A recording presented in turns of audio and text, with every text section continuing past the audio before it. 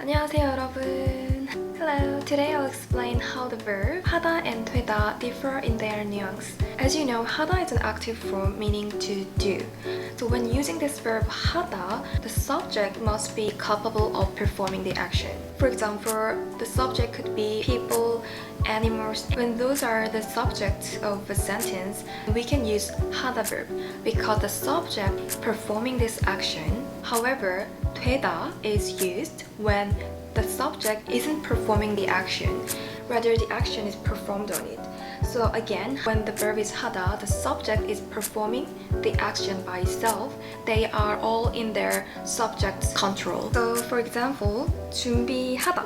준비하다 can be used as 준비되다 as well, but the feeling and the usages are different. I'll show the very clear difference through the examples. 저는 파티 준비를 했어요. I prepared the party.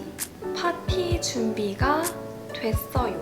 The translation in Korean is the party has been prepared. So as I said earlier, when using 하다, the subject has to be able to perform the action.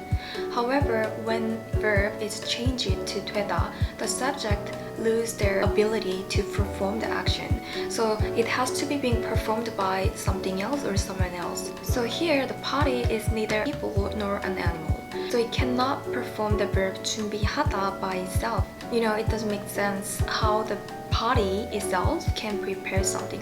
Party is not human or animal, right?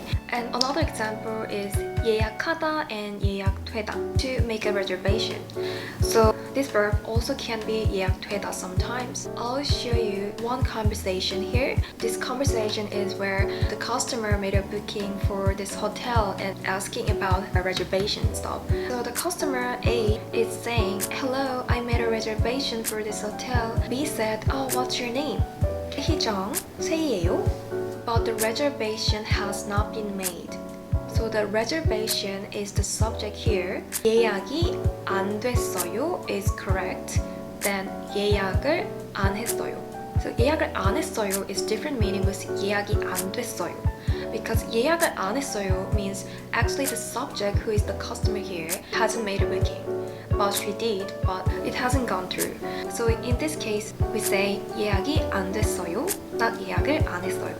Next one is emotional verbs. Some emotional verbs only can be used with 되다 in some cases, but at the same time, we cannot apply to every cases. I will show you the list of the emotional verbs that only can be used with 되다 and only can be used with 하다. 긴장하다, 긴장되다. So when you say don't be nervous to other people, we use 긴장하다 because it's about other people's emotion.